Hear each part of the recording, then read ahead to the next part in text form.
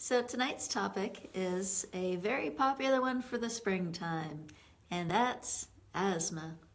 We've already covered some things about allergies, and eventually we'll get to eczema. So allergies, eczema, and asthma, that's the classic triad of how the immune system likes to make people miserable for one reason or another. And so it's very common that if a person has eczema and allergies, very, very common for them to also develop asthma at some point in their life.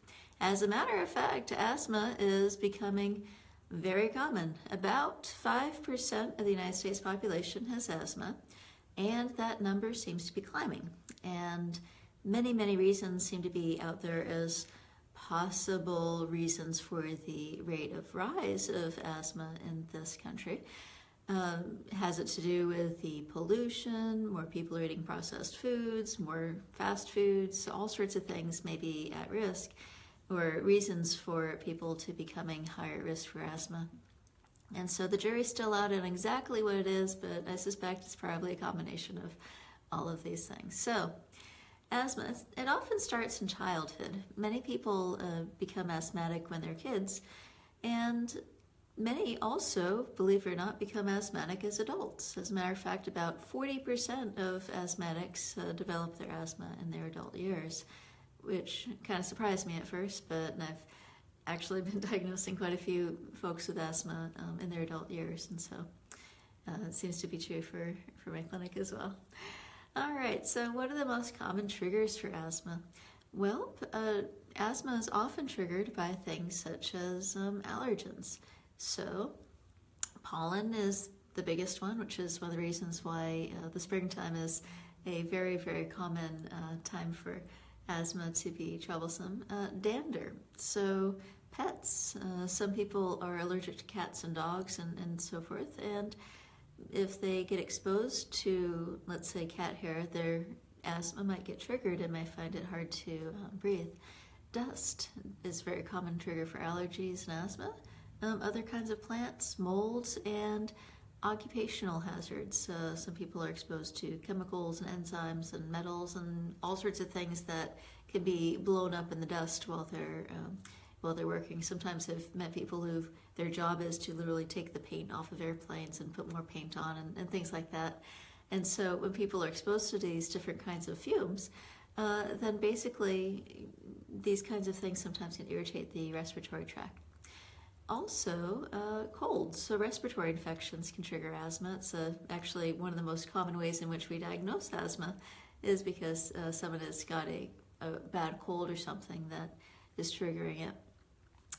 Inhaled irritants, so again, mentioned chemical fumes, tobacco, and air pollution. So when people are living in the cities, they tend to have a little bit higher rates of asthma compared to folks living out in the countryside where the air is a little bit clearer. Stress can also trigger asthma. Exercise, so that's our exercise-induced asthmatics. Cold temperatures, so sometimes we have people that are triggered more by the cold, and here in Florida it can be relatively cold and full of pollen all at the same time, especially thanks to these lovely things called pine trees. I got an example pine cone here to illustrate the pollen from the pines is really thick and heavy. Especially in January, February kind of time of year. So anyway, so yeah, so it's true. And then certain medications can also trigger asthma. So beta blockers that we give for heart failure and for blood pressure sometimes. Aspirin can be a trigger for asthma, as well as NSAIDs.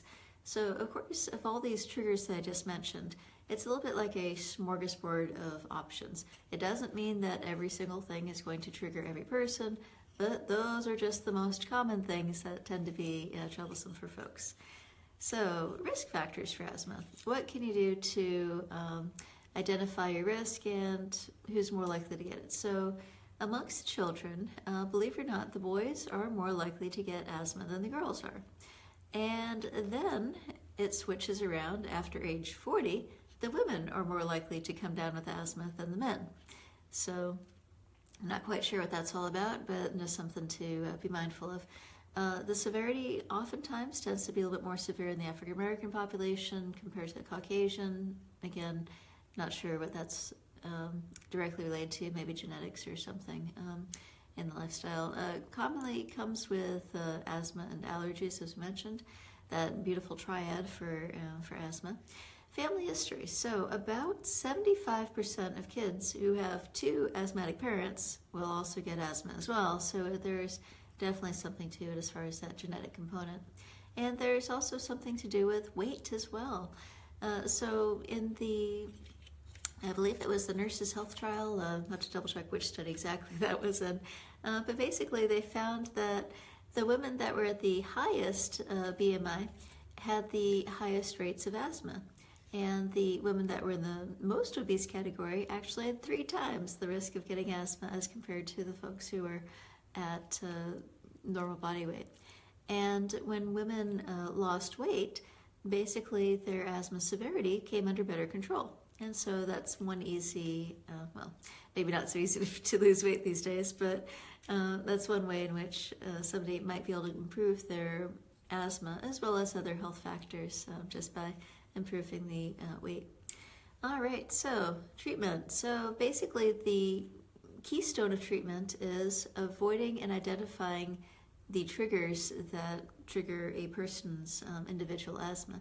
So as we covered in some of the other autoimmune related presentations, everybody's a little bit unique in which things tend to stimulate their own personal immune system. There are some generalities, which is why we're able to make these presentations on some of those. But that's one of the reasons why it's very important to kind of learn about asthma, learn about the common triggers that are out there. The ones that I mentioned are definitely some of the most common, but of course there's a few others out there. And so if you're, for example, smoking, that is a very universal trigger for asthma. It's kind of like basically directly putting inflammation into your lungs, which it actually is. And vaping, it's kind of a mixed bag. I would tend to recommend in general, just on the principle of it, to avoid the vaping as well, partly because you don't know quite what's in that stuff. And generally speaking, some of these things tend to be triggering for things like the asthma. So again, if you don't need any other reason to stop smoking, but to reduce your risk and to lower your symptoms if you have asthma, vitally important. Speaking of, folks that have asthma are also a little bit higher risk for getting pneumonia.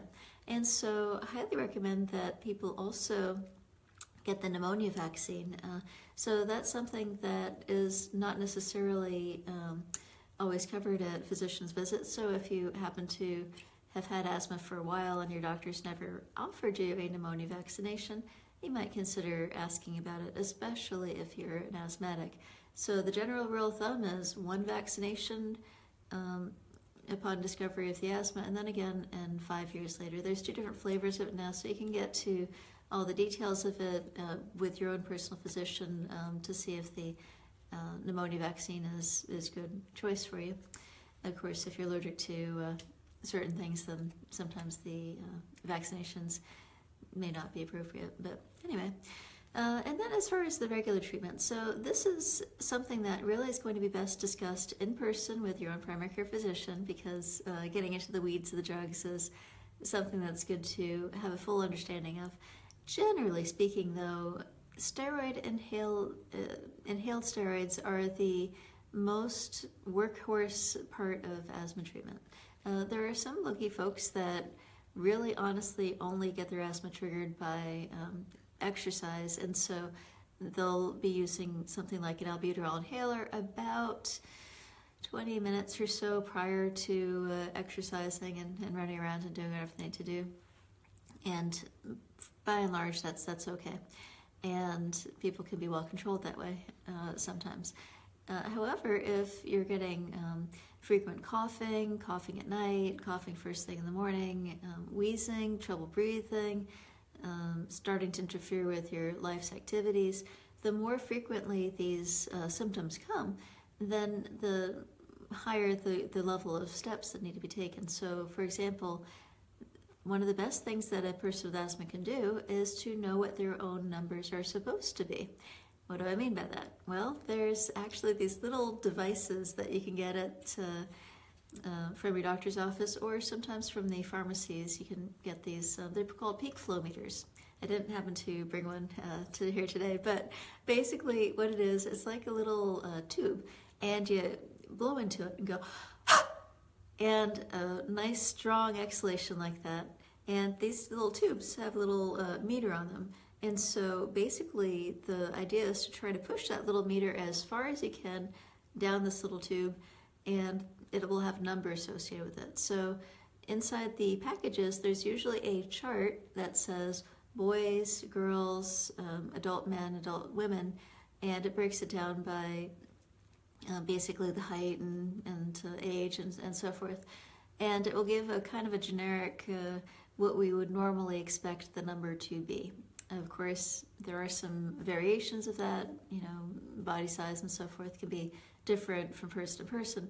So one of the things that sometimes people do is also do not just this little kind of puff test with this little device, but a really formal big puffer, a big test. We call it a pulmonary function test, as a matter of fact, where basically you get into like a little box, and inside this box, they're able to measure exactly the way in which your lungs are functioning, like how much it is for your body to be able to exhale and inhale and so forth, and get a really good sense for whether that's happening normally. If someone's got a normal curve, then it's going to be kind of shaped like that. If they've got asthma, it's going to tend to be scooped out over there. And so depending on the shape of the curve, that's one of the ways in which asthma is formally diagnosed. In fact, it's really the main way. Anyway, so between the formal pulmonary function test and these little kind of peak flow meters, you should be able to get a sense for what is the right number for you. And if someone's got asthma and they puff into one of these things every morning, they'll get a sense for how well are their lungs doing. And it can be a really, really good way of getting an early detection sign, so that as the pollen starts flying, you start to see the numbers start to go down. Well, when it gets to probably less than 80% or so, roughly speaking, you can take that time to go to your primary care physician and say, hey, my once in a great while asthma is not working very well. What do you have for me next? And they may give you something like Flovent or Advair, or any of the other many varieties of steroid and other medications that are available to treat the asthma. And then you can use that little puffer to get a sense for how well are these medications working. So again, the details of how to do all of that is a little bit beyond the scope of tonight's quick presentation. However, I do encourage you to, as always, talk to your regular primary care physician to get more details and more advice on what is right for you. All right. So, other things you can do for treatment. So, in my presentations on lupus and such, I talked a little bit about the omega-3s, omega-6s. This might be one of the reasons why the rates of asthma and other autoimmune diseases are tending to climb, because the amount of omega-6 for every omega-3 is something like 18,001 per one of the articles I saw on the Livestrong website. And what does that mean? Well, generally speaking, the more omega-6s are poured into the body, and then some of the byproducts of that, like arachidonic acid and so forth, then the more likely the body is to be inflamed, whereas the more omega-3s that are poured into the system, it goes through that same exact machinery and the body tends to be a little bit less inflamed. And so there's this kind of seesaw balancing effect in the body of the omega-3s and the omega-6s. And per Dr. Barnard's website, there's been some studies where people were trying to test and to see if they give people supplements to try to change this balance of omega-3s and omega-6s. They actually had some mixed results. So I think for asthma, more studies are needed for that. Another thing that can trigger autoimmune diseases in general is salty foods. Dr. Greger had a beautiful presentations on this recently, so I'll refer you back to that as well in the comment section. And there's a study that was done with exercise-induced asthma. So that's the kind of asthma that really is, for the most part, or primarily induced by running around and exercising. And the folks that were having the exercise-induced asthma that had less than 1,500 milligrams of salt every day, it really improved the severity of their asthma symptoms. And so, again, that might be a very low-tech, relatively easy thing to do, not only to help with reducing asthma, but also reducing the rates for heart attacks and high blood pressure and other chronic diseases as well that benefit from avoiding too much salt. Another thing, generally speaking, I always talk about the health benefits of fruits and veggies. So there was a study where women had the highest rate of vitamin E from foods, mind you, regular foods, not from pills, and they had 47% lower rates of asthma. And so there seems to be something very protective against asthma for having more fruits and veggies. Lots and lots of brightly colored fruits and veggies. I've happened to have some examples here tonight. And just to show, showing off my organic pretty carrots. A lot of people don't realize that carrots actually originally came in purple color before the more common orange cultivar became much more popular. So anyway, just a short example, some carrots and other brightly colored fruits and vegetables. And you got some blackberries, all that beautiful anthocyanins that are in there, for example. So anyway, so the more that people are eating highly antioxidant-rich fruits and vegetables, much lower rates for autoimmune issues and health problems in general. So it's not to say that you've got to eat only fruits and vegetables, but it can be very helpful. And at the risk of a bad joke, ta-da! So I got a little bag of salad. If you find anything that's not salad in your bag, I highly recommend not eating it. But anyway, there is some research I saw on the Physicians Committee for Responsible Medicine resource, where basically the folks that had higher amounts of some of the cruciferous veggies, such as broccoli, also had less inflammation in their lungs. And not terribly surprising, because things like the broccoli, very good for the liver to help it to get rid of some of these pollutants and things that we were taking in. So, and it's very anti-inflammatory in its own right as well. So, good thing for cruciferous veggies in general. And speaking of cruciferouses, so things like arugula are also cruciferous veggies, and the benefit of things like arugula is it's also your serving of dark green leafies for the day if you like as well. So, alrighty, so just a few examples there. Alrighty, so what else? So I mentioned just in general, more fruits and vegetables are generally very good for many diseases, asthma not excluded. It's there's a few foods that are especially helpful for folks with asthma. And so, again, doesn't mean that you eat only these foods, but it's always a good idea to include them generously in your diet, unless you find you have a problem with one or the other. So, tomatoes is one that's very commonly helpful for asthma. Oatmeal was studied as well, and that's very good for inflammation in general.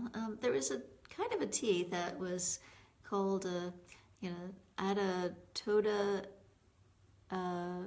Vasadia kind of tea, but basically what this Adatoda tea basically did is it also tends to help improve the inflammation. So this is a traditional tea that was used in some of the Asian cultures, and haven't found it in the grocery stores here yet, but maybe one of these days. And traditionally that tea is made with black peppercorns. And so one of the things that's nice about the black peppercorns is that they contain something called piperine. And this piperine, if it's taken in conjunction with certain foods, it actually helps the body to absorb those foods and to keep them around for a little bit longer. It's particularly been well studied with regards to the body's ability to absorb turmeric, which again is one of my favorite anti-everything kinds of foods. So it's autoimmune disease and asthma tends to be improved with turmeric as well. And so if you have your, turmeric, which I have here, which is, if you're not familiar with turmeric, it is bright fluorescent yellow, do not get this on your clothes, it will stain. It's a very good way of dyeing anything that you want to have bright yellow. But anyway, so this stuff, turmeric, I recommend in general that folks have about a quarter teaspoon of turmeric a day just for general health and wellness, following with Dr. Greger's resources. And if you have a little bit of pepper at the same time or shortly thereafter, they're going to be able to absorb much, much higher rate. In fact, a quarter teaspoon of pepper, which is quite a bit, if you're not making like a spicy curry or something, improves the absorption by 2,000%. And even a 20th of a teaspoon, which is just a little tiny pinch of that black pepper, was able to improve people's absorption by quite a bit. Also, having your turmeric with either the natural oils that occur naturally in the turmeric root itself, or if you're still a dietary pattern that uses oils in it, and then using a little bit can also boost the absorption as well. I don't think it's needed to use any oils in the cooking, but some of the traditional cuisines that are made with turmeric tend to use oils in their cooking, and pepper as well, and some of the traditional curries. And so just by having a little bit of nuts or seeds at the same time as the turmeric dish is another way in which you can boost your absorption as well. So, alrighty, moving on to additional foods that can potentially trigger or improve asthma. So I've covered about 5 or 6 foods that are especially helpful for asthma. Now onto the foods that tend to trigger it. So this is also a list of foods that is very commonly reproduced across these resources as foods that are just very common triggers for the immune system in general. So you'll find it probably pretty similar to the other ones. So peanuts, milk, eggs, tree nuts, soy, wheat, legumes, beans, and turkey. So again, that's peanuts, which is one of the most highly allergenic foods that there is out there in general. Milk or dairy products. Eggs, very, very triggering for the immune system, very commonly. Tree nuts, and so, even your wonderful healthy things like walnuts and pecans and such. For some people with asthma or other autoimmune diseases, even though for most people these are extremely healthy, not so much if it's causing you not to breathe. Soy, again, another very healthy food that sometimes can trigger asthma. Wheat, gluten kinds of things in there. Legumes, so peas, and then beans as well. And as I mentioned again, normally one of the healthiest things on the planet, unless it's causing you not to breathe. And then turkey. Perhaps it's some of the histamine chemicals in the turkey that are triggering for the asthma in some folks. Of the drinks, wine is oftentimes triggering for people with asthma, so asthmatics may want to consider skipping that glass of red wine in the evening. By the way, I'm one of the few doctors that does not recommend that people drink alcohol, because even if you're having 1 or 2 glasses a night, considered to be in moderation, it does raise your risk for things like Alzheimer's and heart disease and cancer especially.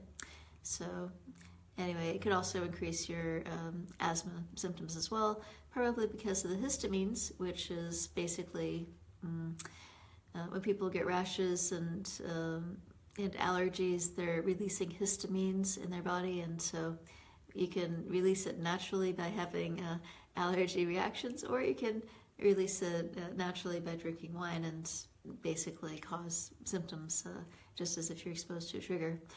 For some people, green tea has been shown to be a trigger, and I actually have a personal story with that. Many, many, many years ago, I had a gentleman who was coming in, and we couldn't figure out what was going on with his asthma. It was just getting worse, and basically, I asked if he'd done anything new in his life, and he'd actually started drinking more green tea, because on my handouts, I talk about how green tea is one of the healthiest beverages on the planet. Still, I recommend that for most people, unless you find that it triggers your asthma, in which case, green tea is one of the healthiest things on the planet for everybody else except for you. So something to be mindful of on there. So one of the ways in which you can play around with some of these things is to basically take that list of foods that I just went over with you, and for asthma, it only takes about a week of avoiding those foods and then adding them back one at a time to be able to tell, are these foods going to be particularly triggersome or troubling for your asthma as well. And another study was recently done, speaking of the foods that tend to be triggering it. There was a recent study that was done with 971 people, and they found that the folks in that group that had the most cured meats, and that's things like sausages, ham, and other meats, they tended to have much worse symptoms as well of the asthma. And there was another study, speaking of, that was showing that the kids that ate at fast food restaurants, much higher rates for asthma as well, and most likely because of some of the processing things that are going on with the meats and such that are found in these foods as well. Alrighty, so prevention. What can you do to prevent asthma and keep your kids from coming down with this scourge of humanity that seems to be plaguing us right now? There is some interesting studies about gut bacteria that showed that women that gave birth vaginally, actually their kids had lower rates of asthma. One caveat is the woman had to have a normal bacteria in her vagina. There was another study that showed that women that were pregnant and that had dairy yogurts, actually their kids had higher risk as well. And it broke it down between high fat and low fat, and which one was more for asthma and which ones increased the risk of allergies. Anyway, so interesting studies with the gut bacteria. I'm sure there's going to be more on this in the upcoming years. It's really a very hot topic as well. Breastfeeding the kids for the first 4 to 6 months, and there's a little protocol for maybe waiting until they're a year old to add dairy, 2 years to add eggs, and 3 years to add peanuts and nuts and fish to their diet. So that's one protocol that's been suggested out there for reducing asthma and other reactions to foods that people develop. All right, well, it's been a lovely time sharing with you some ideas on asthma tonight. I hope you enjoyed, and take care. Remember to talk about these things with your own primary care doctor again. Take care. Bye-bye.